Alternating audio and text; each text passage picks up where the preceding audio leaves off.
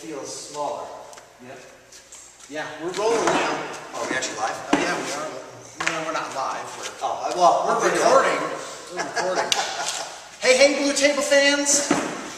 Hey, Faeit 212 fans. Yeah. Now you say Faeit. Faeit. Yeah, Faeit 212. We're in the Valhalla pool room, and yeah, so it's going to be a little echoey. More so than normal. So Gary and I are friends now. And the same age. So yeah. Oh, by the way, we're only a month apart for our birth dates. Yes, you learn a lot about the people here when you come and visit. And yeah, absolutely. A lot of talking, a lot of talking shop and getting to know each other. Yeah, good times. Good times. Okay, so well, let's talk about your blog then. So you have taken down your blog in honor of Valhalla. And we're going to go with that. With what I'm choosing to believe. So, in honor of Valhalla, we're choosing to believe. And to push everybody over to the YouTube channel. That's right. And do more footage for the event. We shut the site down. That's fantastic. Okay, so here's what really happened. Yes. Well, there's some. Is this news? Can we talk about this? You know, I think everybody else knows about it. Oh, okay. Yeah. I mean, it's on everywhere else. Yeah. Why not have it here? Right. Sure. Well, the site's down. We are working on several ways to get it back up. There's a little bit of drama involved. I don't like to have drama in anything, but GW complained to Google. Google shut me down. So we're working on it and taking several different routes, which I'm not ready to get into yet, but we'll be getting into them here soon. And if the site does not get back up, there will be a new site up shortly. I've already looked at several different platforms. So fantastic. So now, for Blue Table fans that might not be familiar with you, or yes. or what it is that you do in the internetosphere, maybe you can tell us all about it. Well, I do news and rumors for primarily 40K, and occasionally Warhammer Fantasy and some other miscellaneous on the side. But it's a big rumor world out there with news, and it's amazing that there is enough to post up every day for this industry. It's a much bigger industry than you can ever really imagine. Yeah, and we were trying to guess how many wargamers there are worldwide for science fiction fantasy. And my very broad guess is 300,000 to 900,000. And I think it's on the 900,000 side, because there's a lot of small gamers that don't see these videos, don't come online. Right. They don't do a whole lot. Well, maybe somebody watching can go on just the 40K Facebook and just see how many likes they have. I think it was like 112,000 or something like that. And so, if you extrapolate that, yes, it could be a much, much larger number. Well, for instance, I have no like on the Facebook page. You have no likes? I don't even go on Facebook. Oh, see. I have a Facebook page, so there's a lot of people like that just are not into each section, each media section. And so I think the industry is much larger because there is no cohesiveness to it. Right. And a lot of people are just playing at their game stores, even on occasion. Right. So you have the casual gamer who plays once in a while, you have the person who just paints, and we're not really interconnected very well. Now, you have a YouTube channel. Yes. So you actually appear and talk about things. Not very often. Not very often. I have once. So you're kind of reclusive? Oh, really? So I'm kind of getting you out of your shell. No, it's funny because no matter the site, Faeit 212, I still feel like I'm in my own little closet, even though I know that there's a lot of people that I'm interacting with through email or Skype or sometimes even through the phone all over the world. I still feel very much like I'm in my own little tiny pocket, and there's nobody out there. Right. Which is how I started. Right. There was 9 months where I had like 50 people show up, and I wasn't doing news and rumors. Right. So that's kind of Now I was interested. So Faeit is how you say it. Yes. But it's spelled F-A-I-E-T. I believe, and I should know it. It's Faeit. It's F-A-E-I-T. E-I-T. Yes. Faeit. Okay, but you pronounce it Faeit. Faeit. 212. Yes. And you have another moniker, which is Nafka. Nafka, yeah. Nafka, okay. And so can you spell that? Yeah, it's that's in my email. It's N-A-T-F-K-A. Okay, great. So anyway, I don't know if you can share the story behind that. I found it interesting. Go ahead. Some people will love this. And I still can't remember the name of the game. And I know that people that do know me that see this are going to be like... But it was an MMO. It was an MMO, and it was back when we were still kind of on dial-up, just moving past it. And World of something. Regardless. World of something. Yeah. I know. It's not an online game. It's called World of something. I didn't think that was it. World of something craft. I even see the image of it on I think they went out of business. I'm going to move this a little closer. Okay. Keep going. Keep going. Oh, there we go. Yeah. Now we're celebrities. Ultima Online. Ultima Online? No way. Yes. You just dated yourself, sir. I just dated myself, and I was on there the first couple weeks of the game. And back when it was crazy and there were so many holes in the game that were just part of it. People were putting up homes where they weren't supposed to be doing. They were doing all sorts of stuff. You were able to smack somebody outside of town boundaries, and they chase you inside, and they smack you, and then they die, and you collect all their loot. So there was all sorts of weird stuff in there. Right. Programming glitches. Programming big glitches that literally just became part of the danger of the game, because nobody really knew at that point how it functioned. And nobody really knew how to interact with each other in an MMO. But back to your name. Oh yeah, sorry, I got sidetracked. Oh wow. I'm the responsible one in this relationship. No, back to the name. I just had a character's name. The game, the people who monitored the game, the only way they were able to find you is if they had to basically type your name in, and then that's how they. From what they heard. From what someone else reported, or someone would try and say, hey, this guy was doing this, or that guy did that.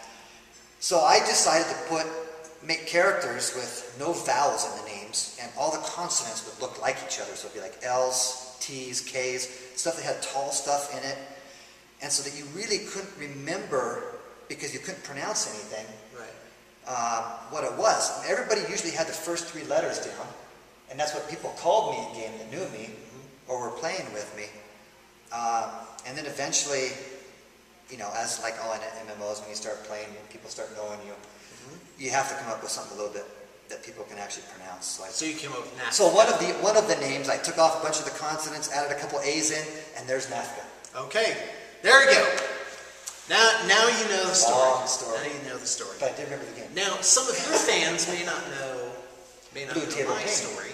Yes, and I know a little bit of it, but not enough. Well, and I can tell it pretty quickly now. All my life I've been into fantasy and sci-fi. And then in elementary school I started playing Dungeons and Dragons, so pen and paper. Very into it, always wanted to be the dungeon master. Always want, I wouldn't do research papers for English, but I would write a module that was 50 pages long by hand. And that's how children learn.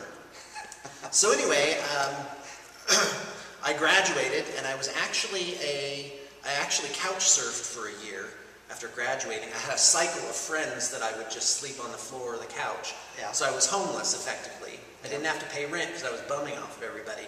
But I would run about 3 major D&D campaigns every week. So that would be, it was almost like I was a traveling bard. And so anyway, I got married in '94 to my lovely wife, now of 19 years. We've been married 19 years. She's not 19 years old. You married her 19 years ago. She's 19 years old. Yeah, that's not right. Anyway, so basically some friends of mine came over with a white dwarf. I was hooked. I started playing Eldar, and I started a game shop in the late 90s in Southern Oregon, and that was a trip. And then I graduated college, became a school teacher for 5 years, and that was awesome, and I was really good at that. I really loved teaching. And then one summer, a friend of mine said, hey, why don't you paint my dwarf army? So I figured out how much to charge him, and out in the parking lot, because the game shop wouldn't let you do business inside, right? No, that makes sense. There are some use that their do rent that. too. So anyway, so we're out in the parking lot, and he peels off 8 $100 bills, and I was just like, oh, yeah. So I couldn't get enough of that. I go home, I slap down the money. I'm like, Throg, bring meat for tribe. What now? And then I discovered I could just keep painting, and that was in 2000. So in 2004, I started Blue Table Painting, and I wanted the name. People always ask where the name comes from, and Gary's like, I didn't ask. Yeah, I didn't but ask. you can hear it anyway, Gary. I'm sure other people want to know though. So, oh my gosh, you're a terrible interviewer. No, okay, I gotta ask myself the questions, and then he tells me he doesn't want to. He's not. I'm really not interested in that. Okay, so why did you think of a question? I have a question. After I'm done with my story. Well, see, nice. Can I tell my story? Okay, go ahead. It's like Laurel and Hardy. Okay, so That's why it's fun. So I had a blog while I was just kind of doing it on the side called Gately's Painting Table, and I wanted an object and a color so that people could remember it, and it would have to be stuff where people couldn't misspell it. You would never have to explain it. So I changed Gately's Painting Table into table, and blue was the color of trust, and so Blue Table Painting was born. And I've been in business 9 years. I now employ 24 people, and we're in an awesome studio that we own. And it's our thing. Our up-and-coming program is, so we assemble and paint miniatures, but we'll also trade your miniatures in. And that's the part of my business I really want to develop. So I'd encourage anyone watching this on Fait's channel to look into our trade program. Because we'll take your old models, no questions asked. Like we don't hassle anybody. We'll take everything you have, scoop, and then you can change it into new stuff. Yeah, and I'll vouch for there's not much drama involved here. It's a very relaxed atmosphere. Right. Amongst the employees that I've met from Blue Table Painting so far. Good. So it's been a wonderful experience as far as that goes. They've been very helpful. Awesome. Yeah, I got a good crew. You do. A good crew. It's no accident. Yeah, and it's amazing because also we've got people literally that bought their armies. Like there's a guy from Australia that bought an army through you guys. They painted it up for him. He came here to pick it up, and then he's going to go on vacation, and they're shipping it home for him. So it's customer service. Yeah. And customer service is really where it's at. Right. And it helps form that sense of community that really in the industry we need. Right. So. Yeah, well, we've been talking a lot about that. So I'd be interested in your views on the direction the wargaming industry is going in. Well, once Some I kind get of my insight. site back up. Okay, well, what's going to happen with that? Because it seems a little, I don't know, brutish to just, It is. You're getting the word out on Games Workshop product. I like to keep a very positive, enthusiastic right. look on the hobby. Yeah, so no GW bashing. So I'm just trying to understand Yeah. why the bear charged out of the woods and mauled us. I don't want to bash GW. I understand that sometimes the people in GW and the lawyers' teams are not necessarily always connected and working together. So I look at this as just kind of, you're going down the road and there's a log in the way, you got to get around it. Okay. Or go over it, you just got to find your way down the road. I like that analogy better. Yes. So I don't look at it as anything else, and I've got a lot of people. Thank you for all the support. In fact, my email is going crazy right now. Right. It's gone off probably 5 So if Gary doesn't get back to you, he's on vacation with me. If I don't respond to every email, I apologize. I normally try to get to every one, but it's Gary's trying to eat breakfast. It's like buzz, he looks, buzz, he looks, buzz, he looks. I am trying to get back to everybody. Gary, how do you live like this? It's normally not this dramatic. Right. Like I said, there's not normally the drama surrounded because I like to report on the news and rumors, not be the news and rumors. Right. And that's not my forte. Yeah, you're very low key. Very low key. I like to play the game I like to play with painted miniatures. I don't like to paint.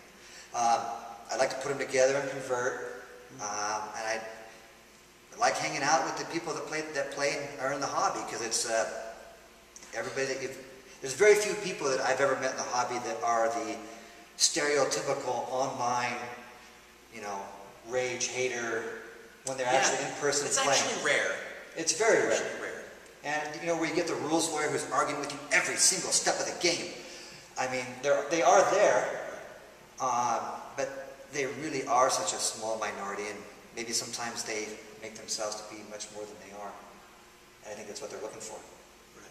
But the hobby in general it's a good hobby. It is, and there's really a sense of camaraderie and a sense of, that's what I'm looking for, a sense of, it's not like cutthroat competition. There's a sense of cooperation. Yes. Which I really like that. Even, and I know there's this conflict going between the casual gamer and the competitive gamer. Right. But even the competitive gamers, when they're playing, they want to play competitive players. Most people don't know because I don't talk about it online. But I like to play the hard games where you've got the hard list and you're playing your buddy who's playing the hard list, and afterwards you sit there and talk about it, and wow, I didn't realize that was going to work that way, right. Or wow, that was a good combo. I got nothing left on the board. So I mean, I enjoy that, but I also have no problems playing whatever kind of games that other people are playing, and I think most of the people are like that.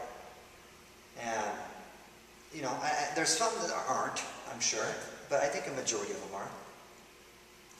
Yeah, it's a toughie. I mean, I don't play competitively, which I think is actually a downside for all the bat reps that we do, because you don't really but my bat reps are great for beginning players who are learning, and I have some on there that are played by competitive players on my staff. But that's something I'd really like to shore up. I'd like it to be more hard list, but combine all the friendliness of the casual game. It's usually there though. Yeah. It really is. Usually you'll see, I mean, this is just my opinion, but when you're in those games, the group that I play with in the Portland area plays a competitive hard game, and we all know it coming in. If we're playing somebody else, we generally grab something a little bit lighter. We don't grab the combos, no Harlequins with your Archons or 4 Helldrakes, or that's funny because we're just talking about that, and so he's setting up a game with Derek, and yes. He's like, no, bring your 4 Helldrakes, bring it on. I want to see what that's like. And I'm not going to feel the same. And Derek's like, wait a minute.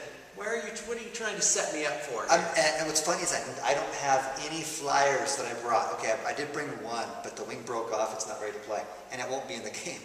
So I would have an entire ground force. Right. That makes it hard. With Raiders and Ravagers, that is Helldrakes, we'll just go. Oh, I can't wait to play your Dark Eldar. So that's awesome. Yeah,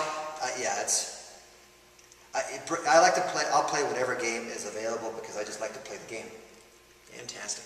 All right, well, we could talk for hours. We could. This could be a lot longer, but they are starting a Drop Zone Commander demo. Yes, and I want to take a look at it.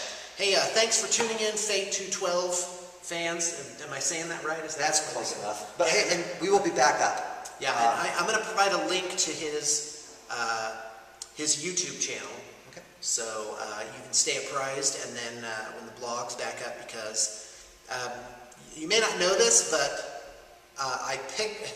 Gary was on a very short list of my dream people to bring out here, because I really just have liked and enjoyed his website so much. So thanks for tuning in.